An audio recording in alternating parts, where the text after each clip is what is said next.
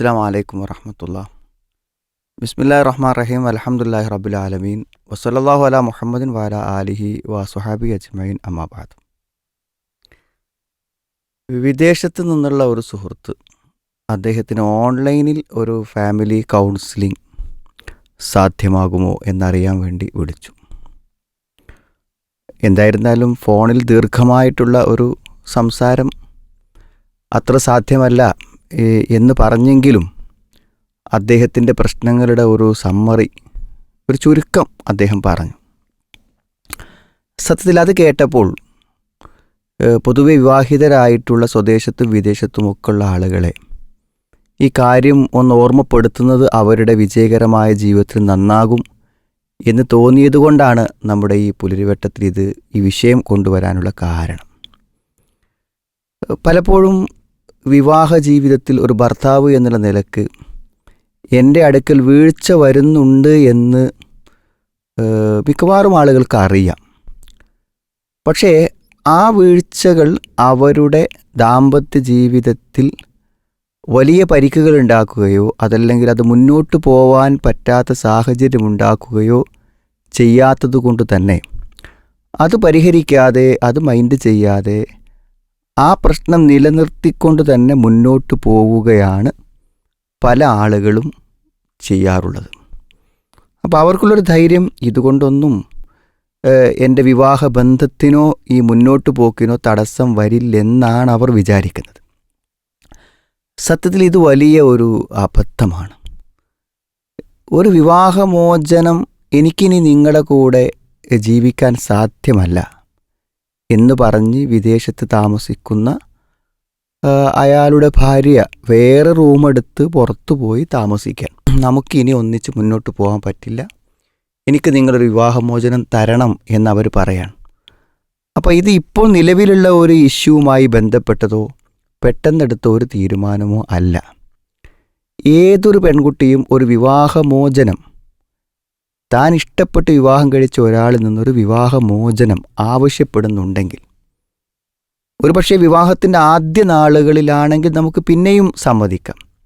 വർഷങ്ങൾ പിന്നിട്ടതിന് ശേഷം അങ്ങനെ ആവശ്യപ്പെടുന്നുണ്ട് എങ്കിൽ അത് അപ്പോൾ ഉണ്ടായ ഒരു പ്രശ്നത്തിൻ്റെ പേരിലല്ല, പല പല അനുഭവങ്ങളുടെ അടിസ്ഥാനത്തിൽ അവസാനം അവരെത്തിയിട്ടുള്ള ഒരു തീരുമാനമാണത്. എന്താണ് അവരെത്തിയ തീരുമാനം? ഞാനൊരു വിവാഹിതയായി ഇദ്ദേഹത്തോടൊപ്പം കഴിച്ചു കൂട്ടുന്നത് കൊണ്ട് എനിക്കൊരു ദാമ്പത്യ ജീവിതത്തിൻ്റെ, കുടുംബ ജീവിതത്തിൻ്റെ മെച്ചങ്ങളൊന്നും തന്നെ ഇല്ല. അതുകൊണ്ട് ഞാൻ ഒറ്റയ്ക്ക് ജീവിക്കുകയാണെങ്കിൽ കുറച്ചും കൂടെ എനിക്ക് സ്വൈരമായിരിക്കും എന്ന് വിചാരിക്കുന്ന സന്ദർഭത്തിലാണ് അവരത്തരമൊരു തീരുമാനത്തിലേക്ക് പോകുന്നത്. കാരണം ഒരു വിവാഹമോചനത്തിൻ്റെ തീരുമാനമെടുക്കുമ്പോൾ അവിടെ മുന്നിൽ ധാരാളം പ്രശ്നങ്ങളുണ്ട്. ഒന്ന്, അവരുടെ മാതാപിതാക്കളുടെ മാനസികാവസ്ഥ. വിവാഹം പരാജയപ്പെട്ട് മകൾ വീട്ടിലെത്തുമ്പോഴുണ്ടാകുന്ന, തന്നെ വളർത്തി പ്രതീക്ഷയോടെ വിവാഹം കഴിച്ചു കൊടുത്ത മാതാപിതാക്കൾക്കുണ്ടാകുന്ന ഷോക്ക്, അത് അവളെ പരാജയപ്പെട്ട ഒരു ദാമ്പത്യത്തിലും തുടരാൻ അവളെ പ്രേരിപ്പിച്ച ഒരു ഘടകം അതാണ്. രണ്ടാമത്തത്, ഈ തീരുമാനത്തിന് ശേഷം അവകാശത്തോടുകൂടി, അധികാരത്തോടുകൂടി പോയി കിടന്നുറങ്ങാൻ ഒരിടം എനിക്കെവിടെ കിട്ടും എന്നത് പ്രധാനമാണ്. ഒരു പക്ഷേ തൻ്റെ വീട്ടിലേക്ക് ചെല്ലുമ്പോൾ അവിടെ ആങ്ങളുണ്ടാവും, ആങ്ങളുടെ ഭാര്യ ഉണ്ടാവും, നമ്മുടെ ഒരു അധികപ്പറ്റായിട്ട് അവിടെ നിൽക്കേണ്ടി വരും. പുറത്തു പോകുമ്പോൾ ഒരു സ്ത്രീ എന്ന നിലക്ക് ഒറ്റയ്ക്ക് ജീവിക്കുന്നതിനും താമസിക്കുന്നതിനും ചില പ്രതിസന്ധികളുണ്ടാവും.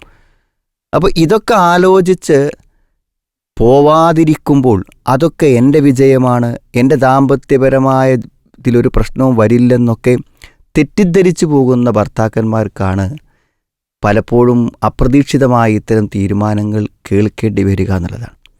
ഇപ്പോൾ ഇദ്ദേഹത്തിൻ്റെ തന്നെ സംസാരത്തിൻ്റെ ഒരു ചുരുക്കത്തിൽ പറയുമ്പോൾ, ഒന്ന്, ഇത്രയും വർഷങ്ങളായി അവർക്ക് കുഞ്ഞുങ്ങളില്ല. അപ്പോൾ വർഷങ്ങളായി കുഞ്ഞുങ്ങളില്ല എന്നത് ഒരു സ്ത്രീയെ സംബന്ധിച്ചിടത്തോളം ഭർത്താവിനോട് വിവാഹമോചനം ആവശ്യപ്പെടാനുള്ള മതപരമായൊരു കാരണമാണ്. അത് ഭർത്താവിൻ്റെ എന്തെങ്കിലും തകരാറുകളെ കൊണ്ടാണ് അങ്ങനെ ഒരു കുട്ടി ഉണ്ടാവാത്തൊരവസ്ഥ ഉള്ളതെങ്കിൽ തീർച്ചയായും മറ്റൊരു കാരണങ്ങളും ഇല്ലെങ്കിലും അവൾക്ക് വിവാഹമോചനം ആവശ്യപ്പെടാം. ഇപ്പോൾ ഞാൻ എത്ര കാലങ്ങളിൽ ജീവിച്ചിട്ട് എനിക്കെന്തില്ല, ഒരു കുഞ്ഞുണ്ട്. ദാമ്പത്യത്തിൻ്റെ ഏറ്റവും പ്രധാനപ്പെട്ട ഒരു കാര്യമാണല്ലോ. ഒരു മകനുണ്ടായില്ല, ഒരു മകളുണ്ടായില്ല. അപ്പോൾ അതൊരു കാരണം നിലനിൽക്കുന്നുണ്ട്. പക്ഷെ ആ കാരണം നിലനിൽക്കുന്നുണ്ടെങ്കിലും വിജയകരമായി മറ്റെല്ലാം തനിക്ക് വിവാഹ ദാമ്പത്യത്തിലൂടെ ലഭിക്കുന്നുവെങ്കിൽ അവൾ അതെല്ലാം കോംപ്രമൈസ് ചെയ്ത് പരിഹരിച്ച് ക്ഷമിച്ച് മുന്നോട്ട് പോകാൻ തയ്യാറാവും. ആ ഒരു കാരണം നിലനിൽക്കുന്നു. രണ്ടാമത്തെ ഒരു കാരണമെന്ന് പറഞ്ഞാൽ എന്താണ്, പല സന്ദർഭങ്ങളിലും എന്താണ് അവർക്ക് വിജയകരമായ നിലക്കുള്ള ഒരു ശാരീരികമായ ബന്ധങ്ങൾ നടക്കുന്നില്ല. അപ്പം അതിന് ചില രോഗങ്ങളും ബുദ്ധിമുട്ടുകളും അസുഖങ്ങളൊക്കെ ഒരു പക്ഷേ അയാൾക്കുണ്ടാവും. അതൊക്കെ ചികിത്സിച്ച് ഒരു പക്ഷേ ഭേദപ്പെട്ട് റെഡിയായേക്കാം. പക്ഷേ എങ്കിൽ പോലും വിവാഹ ജീവിതത്തിലെ ഏറ്റവും പ്രധാനപ്പെട്ട ഒരു കാര്യം നടക്കുന്നില്ല. അപ്പോൾ രണ്ടാമത്തൊരു കാരണമായി. അതുമാത്രം മതിയല്ലോ ഒരു വിവാഹ ബന്ധത്തിൽ നിന്ന് വേർപെട്ടു പോവാൻ. പിന്നെ മൂന്നാമത്തൊരു കാരണം, പലപ്പോഴും അവർ തമ്മിലുള്ള പെരുമാറ്റങ്ങളിൽ പ്രശ്നങ്ങൾ ഉണ്ടാകുന്നു എന്നുള്ളതാണ്. അതായത് അദ്ദേഹം പലപ്പോഴും ദേഷ്യപ്പെട്ടു പോകുന്നു, സംസാരത്തിൽ വികാരപരമായി സംസാരിക്കുന്നു, വൈകാരികമായിട്ടുള്ള അറ്റാക്കുകൾ ഉണ്ടാകുന്നു. അപ്പോൾ അതൊക്കെ ഉണ്ടാകുന്നു എന്ന് ഞാൻ അറിയാതെ പോയി, പക്ഷെ ഉണ്ടായിട്ടുണ്ട് എന്ന് അദ്ദേഹം എന്ത് ചെയ്യുന്നു, ഭാഗികമായി സമ്മതിക്കുന്നു. അതും പെരുമാറ്റപരമായ തകരാറുകൾ ഉണ്ടാകുമ്പോൾ സ്വാഭാവികമായിട്ട് ഒരു സ്ത്രീക്ക് ചിലപ്പോൾ എന്ത് ചെയ്യും, അവിടെ മുന്നോട്ട് പോകാൻ കഴിയില്ലെങ്കിൽ അവർ ആവശ്യപ്പെടേണ്ടി വരും. മറ്റൊരു കാര്യം, പലപ്പോഴും ഉമ്മയുടെ കാര്യങ്ങളുമായി ബന്ധപ്പെട്ട് വരുമ്പോൾ ഉമ്മയെ സ്വീകരിക്കുമ്പോൾ പലപ്പോഴും ഭാര്യയെ അവോയ്ഡ് ചെയ്യുന്ന പോലെ, അതെല്ലാ സ്ത്രീകൾക്കും തോന്നുന്നൊരു തോന്നലാണ്. എങ്കിൽ പോലും അതിന് ചില കാരണങ്ങൾ, പലപ്പോഴും താനൊരു വിവാഹിതനാണെന്നുള്ള ഒരു ഓർമ്മയില്ലാത്ത രൂപത്തിലുള്ള ചില ആവശ്യമില്ലാത്ത ചില പെരുമാറ്റങ്ങൾ, ചില പരിഗണനകൾ പലപ്പോഴും ഉമ്മക്ക് കൊടുക്കുമ്പോൾ അത് ഭാര്യയെ അവഗണിക്കുന്നതിനും അപമാനിക്കുന്നതിനും തുല്യമായി തീരുമ്പോൾ അതും ജീവിതത്തിലൊരു പ്രശ്നമായി തീരും. ഇങ്ങനെ നിരന്തരം പല പല പ്രശ്നങ്ങൾ നിലനിൽക്കുമ്പോഴാണ് അവസാനം ഒരു ഇഷ്യൂ ഉണ്ടാകുമ്പോൾ ആ ഇഷ്യൂ എന്താണ്, ഒരു അവിഹിതമായിട്ടുള്ള ബന്ധമുണ്ടായോ എന്ന ഒരു സംശയം. അപ്പോൾ അത് വരുമ്പോൾ എന്നെ ശരിക്കും മനസ്സിൻ്റെ ഇഷ്ടം കൊണ്ടൊരു ഭാര്യയായി സ്വീകരിച്ചിട്ടില്ല എന്നതിന് വീണ്ടും ഒരു തെളിവ് ലഭിക്കുകയാണ്. അപ്പോൾ ഇതൊക്കെ പറയാനുള്ളൊരു കാരണം, ഒരു സ്ത്രീ വിവാഹമോചനം ആവശ്യപ്പെടുമ്പോൾ അത് ഒരു ദിവസമുണ്ടാകുന്ന ഒരു പ്രശ്നം കൊണ്ടല്ല, ഒരു കാര്യത്തിലും എനിക്ക് ഇദ്ദേഹത്തിൻ്റെ കൂടെ സുരക്ഷിതമായൊരു ദാമ്പത്യം സാധ്യമല്ല എന്ന് പല പല സന്ദർഭങ്ങളിൽ മനസ്സിലാക്കിയെടുക്കുന്ന തീരുമാനമാണ്. എങ്കിൽ പോലും പലപ്പോഴും ചില സ്ത്രീകൾ ആ തീരുമാനത്തെ ഒരു പുനർവിചിന്തനത്തിന് തയ്യാറാകും. എന്നാൽ എപ്പോഴും അവരങ്ങനെ ഒരു പുനർവിചിന്തനത്തിന് തയ്യാറാകും എന്ന് വിചാരിച്ച് പ്രശ്നങ്ങളെ പരിഹരിക്കാതെ എന്നും അവൾ എൻ്റെ കൂടെ ഉണ്ടായിക്കൊള്ളും എന്ന് വിചാരിക്കുന്നവർ ഒരുപക്ഷെ അവസാനം പ്രതിസന്ധിയിലാകുന്നത് ശക്തമായൊരു തീരുമാനത്തിലേക്ക് അവർ പോകുന്നപ്പോഴായിരിക്കും. അതുകൊണ്ട് പ്രശ്നങ്ങളുണ്ടെങ്കിൽ അതിനെ പരിഹരിച്ച് വിജയകരമായൊരു ദാമ്പത്യം, നമ്മൾ മാത്രമാണ് അവർക്കൊരു ഭർത്താവ് എന്ന് തിരിച്ചറിഞ്ഞ് അവർക്ക് വിവാഹത്തിലൂടെ ആവശ്യമായതെല്ലാം നൽകുവാനുള്ള ഒരു മനസ്സ് തീർച്ചയായും ഉത്തരവാദിത്വ ബോധമുള്ള വിശ്വാസികളായ ഭർത്താക്കന്മാരിൽ നിന്ന്, ചെറുപ്പക്കാരിൽ നിന്ന് ഉണ്ടാവേണ്ടതുണ്ട്. അള്ളാഹു അനുഗ്രഹിക്കട്ടെ.